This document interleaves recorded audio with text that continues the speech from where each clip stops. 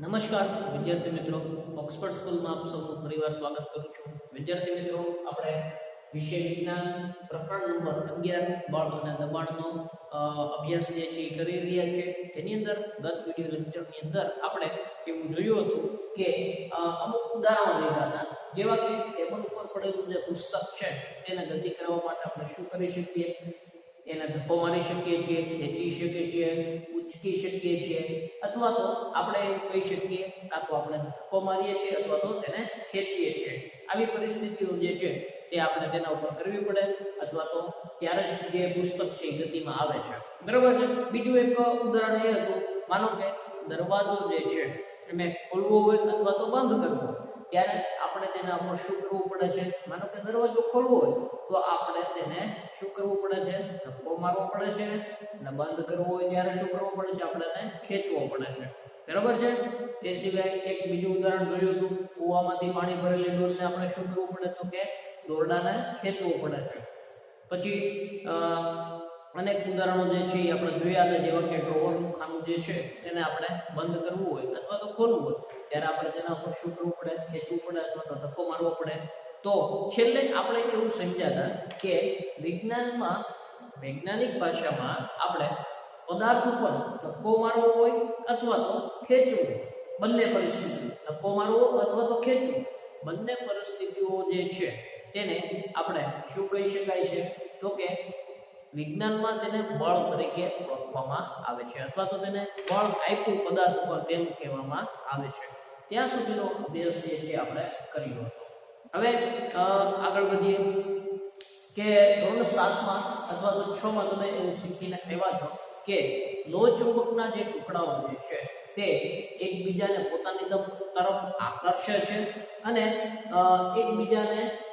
એકબીજાથી અપાકર્ષે પણ છે. બરાબર છે. તો આ આકર્ષણ અને અપાકર્ષણ જે થાય છે તે ધક્કો કે ખેંચાણ હોઈ શકે. ચાલો તેને આપણે સમજીએ. સૌથી પહેલા તો અહીં આપણે બે લોહચુંબક જે છે એ લીધા છે.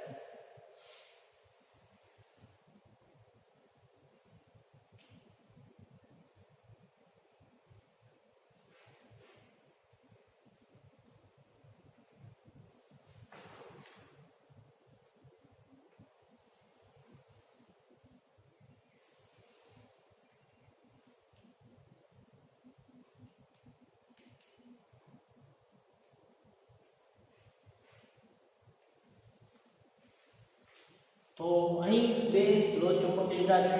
બરાબર છે. તો જ્યારે ચુંબકના બંને અસમાન ધ્રુવો જ્યારે એકબીજાની નજીક આવે છે ત્યારે તે શું કરે છે? તો કે એકબીજાને આકર્ષે છે. એકબીજા શું કરે છે? આકર્ષે છે. બરાબર છે. જ્યારે ચુંબકના અસમાન ધ્રુવો એકબીજાની નજીક આવે ત્યારે આકર્ષે છે, એટલે કે શું થાય છે? ખેંચાણ અનુભવાય છે.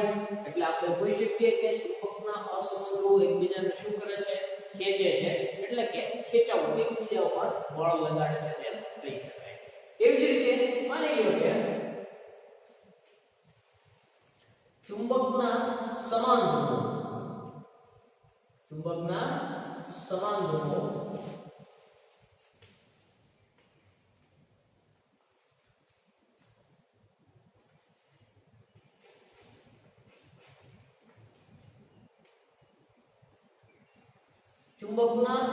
ધ્રુવો એકબીજાની નજીક આવે ત્યારે એકબીજાથી શું થાય છે? અપાકર્ષે છે. એટલે કે એકબીજાથી દૂર જાય છે. એટલે આપણે કહી શકીએ કે એકબીજા ઉપર તે શું કરે છે? ધક્કો મારે છે તેમ આપણે કહી શકીએ. કે જે ચુંબક વિશેનો અભ્યાસ તમે ધોરણ 6 માં કરી ગયા છો. તો પરિવાર એકવાર સમજો કે આ એવી પરિસ્થિતિ જે છે તેમાં શું થાય છે? ચુંબકના અસમાન ધ્રુવો જ્યારે એકબીજાની નજીક આવે છે ત્યારે તે એકબીજાને શું કરે છે? તો કે આકર્ષે છે. એટલે કે એકબીજાથી નજીક આવે છે, એટલે કે એકબીજાને ખેંચે છે. જ્યારે બીજી પરિસ્થિતિમાં શું થાય છે? ચુંબકના બે સમાન ધ્રુવો જે છે એ એકબીજાને શું કરે છે? તો કે અપાકર્ષે છે, એકબીજાથી દૂર જાય છે. એટલે કે એકબીજાને શું કરે છે? ધક્કો મારે છે. બરાબર છે. એટલે આ પરિસ્થિતિમાં શું થશે? ખેંચાણ. આ પરિસ્થિતિમાં શું થાય છે? ધક્કો. બરાબર છે.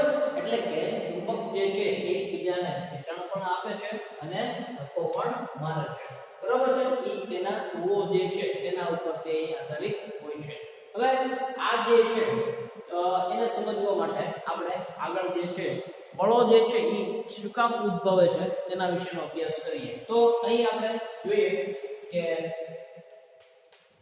બળો આ બંને એકબીજા ઉપર બળ લગાડે છે, ધક્કો કે ખેંચાણ, જેને આપણે વૈજ્ઞાનિક ભાષામાં બળ તરીકે ઓળખીએ છીએ. તો કે બળો જે છે આંતરક્રિયાને કારણે ઉદ્ભવે છે.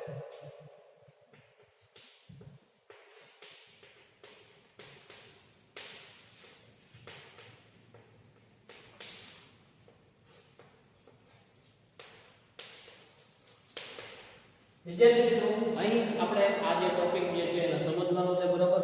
બળ જે છે એ ક્યારે ઉત્પન્ન થાય છે, ક્યારે આ બંને ધ્રુવો એકબીજાને ખેંચે છે, ખેંચાણ અનુભવે છે, ક્યારે એકબીજા ઉપર ધક્કો મારે છે, આવું શું કામ થાય છે તેને આપણે સમજીએ. તો સૌપ્રથમ પહેલા અહીં જે ચુંબકના ધ્રુવો જે છે, માની લો કે કોઈ એક જ ચુંબકનો ટુકડો છે. આ એક જ ચુંબકનો ટુકડો છે તો એ કોઈ ઉપર બળ લગાડશે, એ કોઈને ધક્કો મારશે અથવા તો ખેંચાણ અનુભવશે? તો કે નહીં અનુભવે. શું કામ? તો કે એક જ ચુંબકનો ટુકડો છે, બરાબર છે. અહીં પણ માનો કે એક જ ચુંબકનો ટુકડો છે આ બીજી પરિસ્થિતિમાં, તો બંને પરિસ્થિતિની અંદર નથી ધક્કો લાગવાનો કે નથી ખેંચાણ અનુભવવાનું, બંનેમાંથી કોઈ પણ પ્રકારનું વસ્તુ થવાની છે નહીં, એટલે કે બળ લાગતું નથી. તો એ પરિસ્થિતિને આપણે વિસ્તૃત જે છે સમજીએ.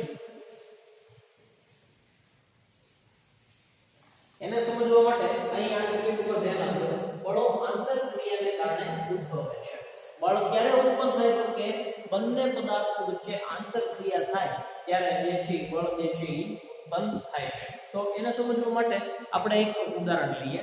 જેની માટે તમારે તમારું જે પાઠ્યપુસ્તક છે તેની અંદર પાના નંબર 129 જે છે તેની ઉપર અમુક પ્રકારની આકૃતિ આપેલી છે, ફોટોગ્રાફ્સ આપેલા છે, તેને તમારે ધ્યાનથી જોવાના છે, જેનાથી તમને એ ખ્યાલ આવશે. તો આપણે જોઈએ, ધારો કે કોઈ એક વ્યક્તિ જે છે કારની પાછળ ઊભો છે, કોઈ એક વ્યક્તિ કારની પાછળ ઊભો છે. તો આપણે અહીં જોઈએ, આનો કે કોઈ રસ્તા ઉપર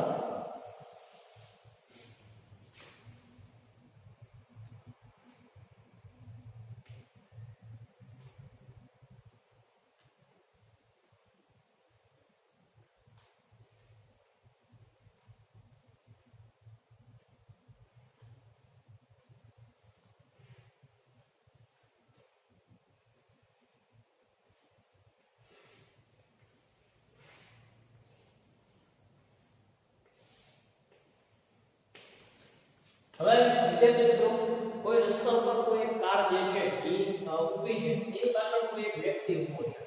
શું છે? કોઈ એક વ્યક્તિ જે છે એ ઊભો છે.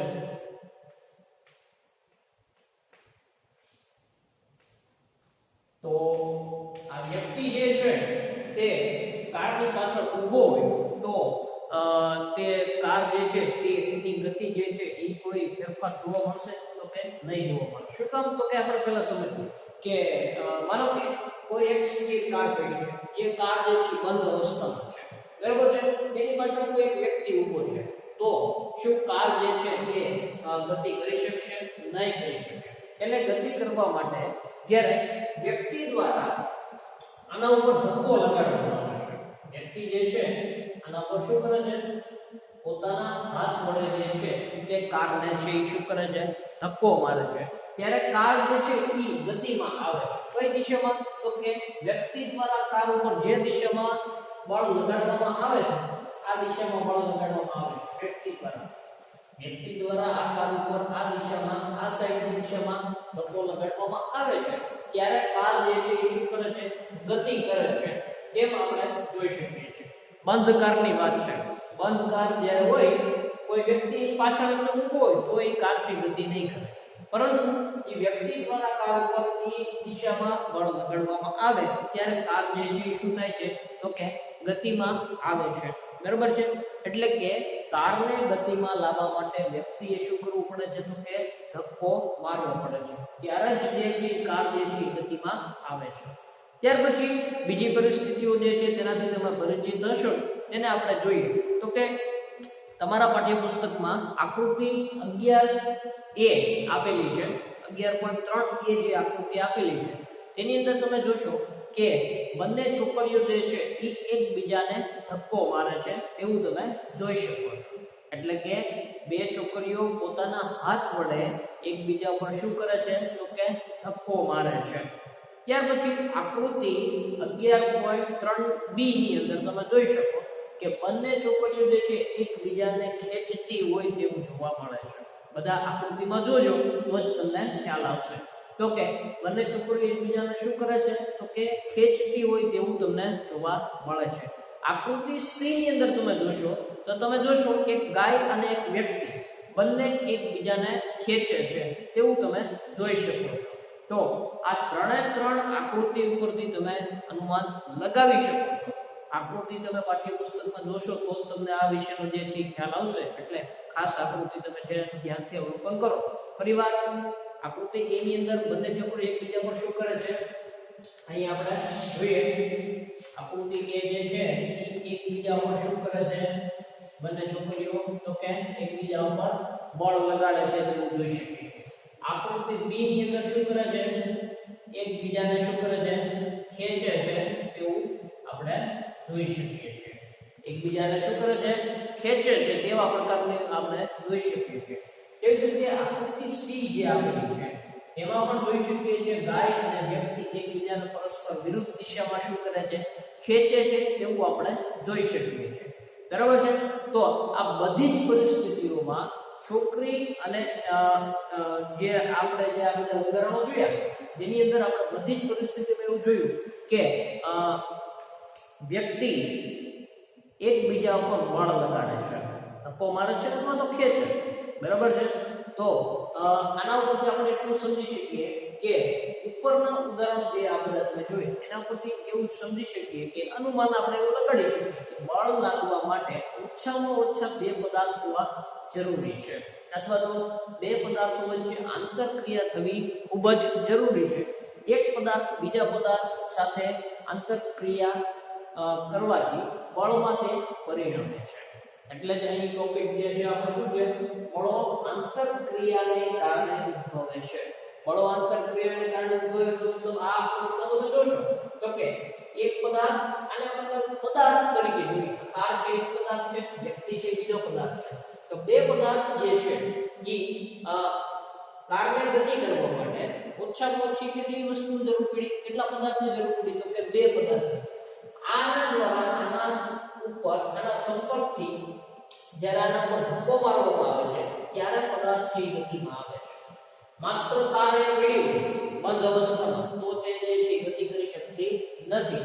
માત્ર વ્યક્તિએ ઉપર કાર ન હોય તો તે કોઈ ઉપર એવી રીતે ધક્કો જે છે લગાડીને કારને ચલાવી શકતો નથી. એટલે કે આ બંને પદાર્થો છે ત્યારે જે છે બળ જે છે તે ઉદ્ભવે છે. એટલે કે આ બંને પદાર્થો પોતાની આંતરક્રિયાને કારણે જે છે એનું બીજા પદાર્થ સાથે જે આંતરક્રિયા થાય છે તેનું પરિણામ જે છે બળમાં ઉદ્ભવે છે. આ ત્રણેય કિસ્સામાં તમારા પાઠ્યપુસ્તકમાં જોશો એટલે ખ્યાલ આવશે. પહેલો કિસ્સો કે બંને છોકરીઓ એકબીજા પર પોતાના હાથ વડે બળ લગાડે છે. તો બે છોકરીઓ છે બે પદાર્થ છે ત્યારે એકબીજા પર શું થાય છે બળ લાગે છે. બીજા કિસ્સામાં બંને છોકરીઓ એકબીજાને ખેંચે છે. તો ક્યારે એકબીજાને ખેંચી શકે છે કે બે પદાર્થો છે બે છોકરીઓ છે ત્યારે એકબીજાને શું કરે છે ખેંચી શકે છે. તેવી જ રીતે ત્રીજું કે ગાય અને વ્યક્તિ એકબીજાને ખેંચતા હોય તેવું જોવા મળે છે ત્યારે એના ઉપર બળ લાગે છે તો કે બંને એકબીજાને ખેંચે છે ત્યારે. એટલે કે બે પદાર્થો છે બે વ્યક્તિ છે એક આ બંને દિશામાં બે વ્યક્તિ છે આમાં એક વ્યક્તિ અને એક ગાય જે છે. એટલે કે ઓછામાં ઓછા બે પદાર્થ હોવા જોઈએ બળ જે છે ઉત્પન્ન થવા માટે. તેવી જ રીતે સામાન્ય આપણે બીજું એક ઉદાહરણ લઈએ. માનો કે કોઈ ટેબલ ઉપર આવી રીતે કોઈ ડસ્ટર પડ્યું હોય તો તેને ગતિ કરવા માટે આપણે શું કરવું પડે છે આપણા હાથ વડે તેને ધક્કો મારવો પડે છે. બરાબર છે. એટલે કે આ એક વસ્તુ મારો હાથ છે, બીજી વસ્તુ એક પદાર્થ આ બીજો પદાર્થ મારો હાથ એને ધક્કો માર્યો એટલે શું થયું કે ઈ ગતિમાં આવે છે. એટલે કે ઓછામાં ઓછા કેટલા પદાર્થ હોવા જોઈએ બળને ઉત્પન્ન થવા માટે તો કે બે. તો બળ ક્યારે ઉત્પન્ન થાય તો કે એક પદાર્થ બીજા પદાર્થની સાથે થતી આંતરક્રિયાને કારણે બળ જે છે એ ઉદ્ભવે છે. આટલું તમને સમજાઈ ગયેલું છે કે બળ ઉત્પન્ન થવા માટે ઓછામાં ઓછા કેટલા પદાર્થ જોઈએ, તો કે ઓછામાં ઓછા 2 પદાર્થ જે છે એ જોઈએ, ત્યારે જ બળ જે છે ઉત્પન્ન થઈ શકે છે. હવે આપણે તેને થોડુંક વધારે વિસ્તૃતમાં સમજીએ તો કે બળની શરૂઆત ક્યારે થાય.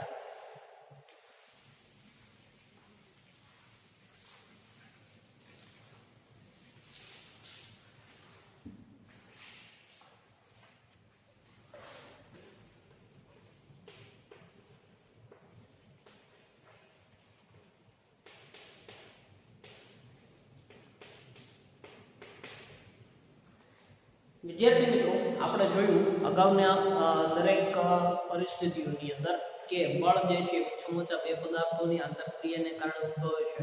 તેને વિસ્તૃત આપણે એક ઉદાહરણ દ્વારા સમજીએ તો આપણે એને સમજવા માટે એક પ્રવૃત્તિ જે છે એ કરીશું, જેનાથી તમને એના વિશેનો વધારે ખ્યાલ આવી જશે.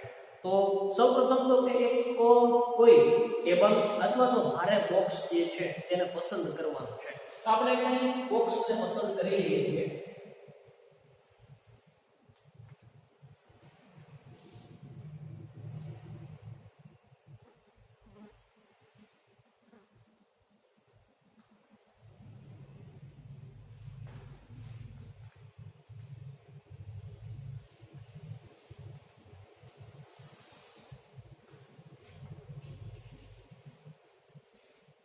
અહીં તમે જોઈ શકો છો તે પ્રમાણે કોઈ એક સ્થાન ઉપર એકદમ વજનદાર ટેબલ અથવા તો ભારે બોક્સ જેવી વસ્તુ જે છે આપણે પસંદ કરવાની છે.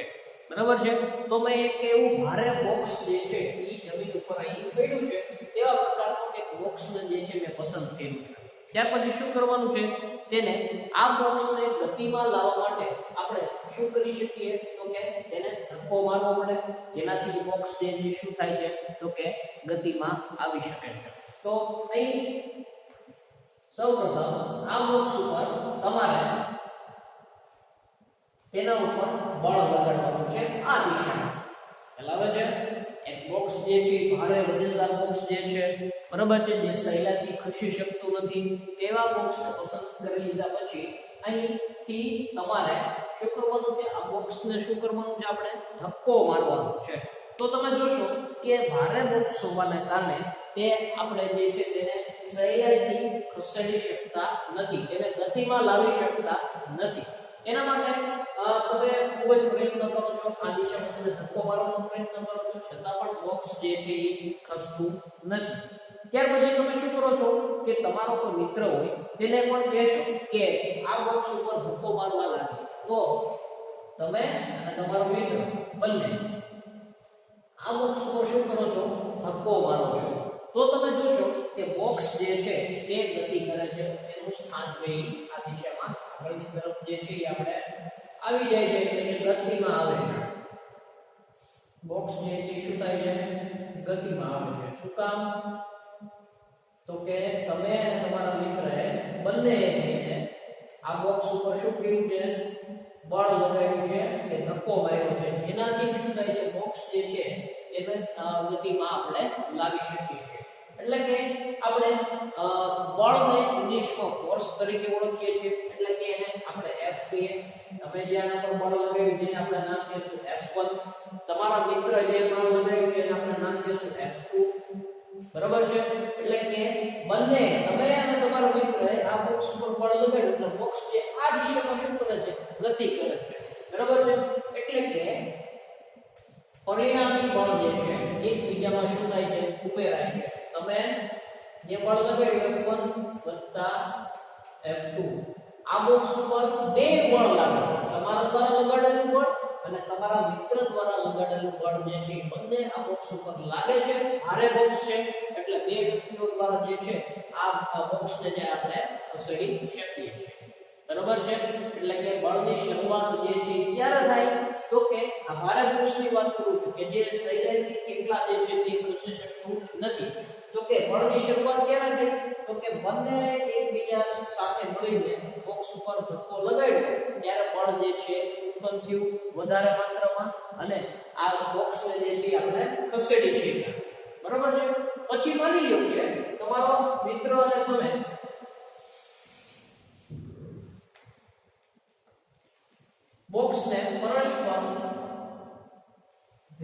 દિશામાં બળ લગાડવાનું.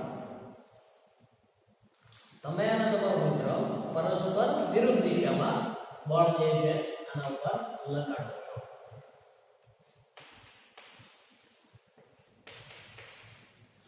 તમે આ દિશામાં બળ લગાડો છો, જ્યારે તમારો મિત્ર છે કે આ દિશામાં લગાડે છે, એટલે કે પરસ્પર વિરુદ્ધ દિશામાં તમે જ્યારે એક બોક્સ ઉપર બળ લગાડો છો ત્યારે શું બોક્સ જે ગતિમાં આવશે? બરાબર છે.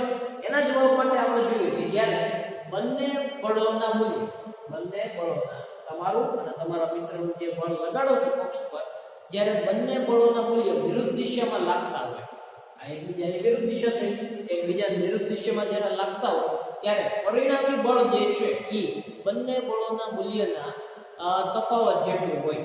પરિણામી બળ કેટલું હોય છે? તો કે બંને બળોના મૂલ્યનું પરિણામી જે પરિણામી બળ છે બંને બળોના લાગતા તફાવત જેટલું હોય છે. બરાબર છે. એટલે કે સરળ ભાષામાં કહીએ તો કે જે વ્યક્તિ આ બંનેમાંથી જે વ્યક્તિ વધારે બળ લગાડે છે તે દિશામાં જે છે એ ગતિ કરે છે. ઉદાહરણ તરીકે તમારો મિત્ર અહીં જે છે, તમારો મિત્ર જે છે તે તમારા કરતા આ બોક્સ ઉપર વધારે બળ લગાડે છે.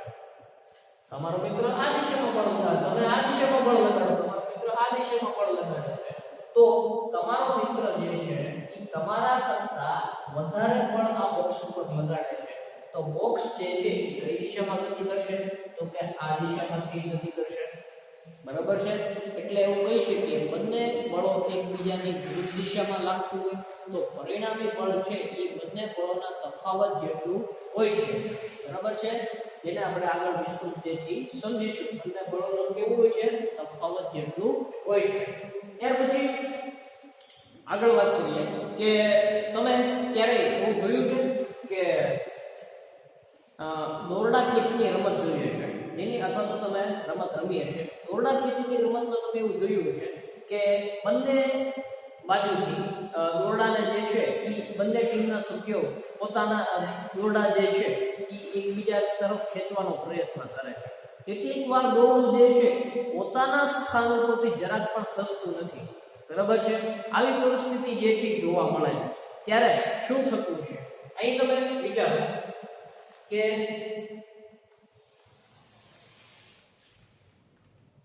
દોરડા ખેંચની રમત છે.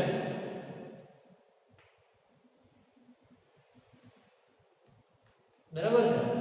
દોરડા ખેંચની રમતની અંદર એક ટીમ જે છે એ આ દિશામાં ખેંચવાનો પ્રયત્ન કરે છે, બીજી ટીમ છે આ દિશામાં દોરડાને ખેંચવાનો પ્રયત્ન કરે છે.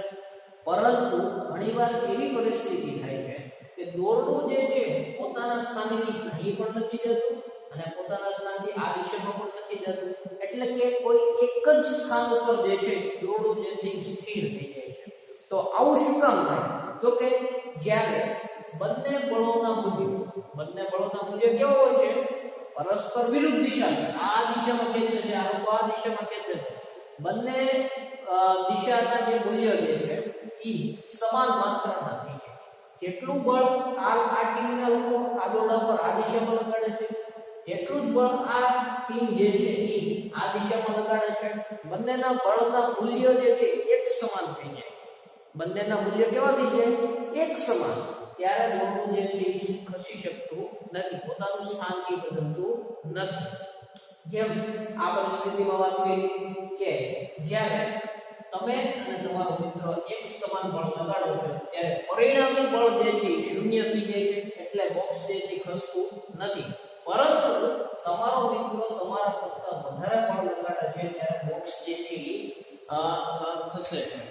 એવી જ રીતે દોરડા ખેંચની રમતની અંદર બંને ટીમો એકબીજા બંને દિશામાં સમાન મૂલ્યથી જ્યારે ખેંચે ત્યારે દોરડું છે પોતાનું સ્થાનથી બદલતું નથી. જ્યારે કોઈ ટીમ વધારે બળથી, તે માનો કે આ ટીમ આ સાઈડની ટીમ જે છે વધારે બળથી એ દોરડું જે છે ખેંચે છે, બળ તેના પર વધારે લગાડે, ત્યારે દોરડું જે છે એ આ દિશામાં ખેંચાય છે અને જે ટીમ વધારે બળ લગાડે છે તે જે છે એ ટીમ વિનર થતી હોય છે, એટલે કે જીતી જતી હોય છે. એવું આપણે દોરડા ખેંચની રમતના નિયમો જે છે એ જાણીએ છીએ. તો કહેવાનો મતલબ એ છે કે જ્યારે અહીં જે બધા કિસ્સાઓ તમે જોયા એની અંદર જોયું કે પહેલો કિસ્સાની અંદર જ્યારે બળ જે છે એની દિશા બદલાય, માનો કે એક જ દિશામાં જ્યારે બળ લગાડવામાં આવે છે, અહીં પહેલા કિસ્સામાં તો એક જ દિશામાં જ્યારે બળ લગાડવામાં આવે છે ત્યારે બંને બળ એકબીજામાં શું થાય છે, ઉમેરાય છે. એટલે કે તમે એક વ્યક્તિ આના પર બળ લગાડો છો તો ખસતો નથી, બે વ્યક્તિ લગાડો ત્યારે બંનેનું બળનું મૂલ્ય ભેગું થઈ જાય છે અને સહેલાઈથી બોક્સને આપણે શું કરી શકીએ છીએ, સરકાવી શકીએ છીએ, ગતિમાં લાવી શકીએ છીએ. પરસ્પર વિરુદ્ધ દિશામાં જ્યારે બળ લગાડવામાં આવે ત્યારે પોતાનું સ્થાન છે ત્યારે જ બદલે છે ત્યારે કોઈ એના ઉપર વધારે બળ લગાડે છે ત્યારે. બરાબર છે, તમારો મિત્ર વધારે બળ લગાડશે તો આ ખસશે. જો સમાન મૂલ્યથી બંને એકબીજા પર બળ લગાડશો તો બોક્સ જે છે એની ગતિ છે એ બદલતી નથી, એટલે કે પરિણામી બળનું મૂલ્ય કેવું થઈ જાય છે, શૂન્ય થઈ જાય છે. એવી જ રીતે દોરડા ખેંચની રમતમાં પણ આ જ પ્રકારે જે છે એ આપણે જોઈ શકીએ છીએ. એટલે કે વ્યાપક રીતે આપણે એવું કહી શકીએ પદાર્થ પર એક કરતા વધારે બળ જે છે લાગી શકે જો પદાર્થ પર થતી અસર તેના પર લાગતા ચોખ્ખા પરિણામી બળને કારણે હોય છે. એટલે કે ચોખ્ખું પરિણામી બળ એટલે કેવું બળ કે અહીં ચોખ્ખું પરિણામી બળ આ કિસ્સામાં તમે જોશો તો કે આની ઉપર તમે પણ બળ લગાડો છો, સામેથી તમારો મિત્ર પણ બળ લગાડે છે, પરંતુ આની અંદર છતાં પણ આ દિશામાં ખસે છે બોક્સ, તો એનું કારણ એ છે કે તમે લગાડેલું બળનું મૂલ્ય અને સામે લગાડેલું બળનું મૂલ્ય છે શૂન્ય થઈ ગયું, પણ એના કરતા વધારે બળ જ્યારે લાગે છે ત્યારે આ દિશામાં ગતિ કરે છે. એટલે ચોખ્ખું બળ જે છે પરિણામી બળ જે છે બંને મૂલ્ય કરતા સેજ વધારે થાય ત્યારે તે શું કરે છે, ગતિની શરૂઆત કરે છે. બરોબર છે, એને અનેક ઉદાહરણો દ્વારા સ્પષ્ટ કરી શકાય છે. તો તમને આટલો જે છે એ ખ્યાલ આવી જ ગયો છે. બરાબર છે, તમે એક બે વાર અને રિવિઝન કરશો એટલે તમને આઈડિયા આવી જશે. એટલે તો હવે પછીના વિડિયો લેક્ચરની અંદર આપણે બળ પદાર્થની ગતિની અવસ્થા બદલી શકે તેના વિશેનો વિસ્તૃત અભ્યાસ જે છે એ કરીશું. આભાર.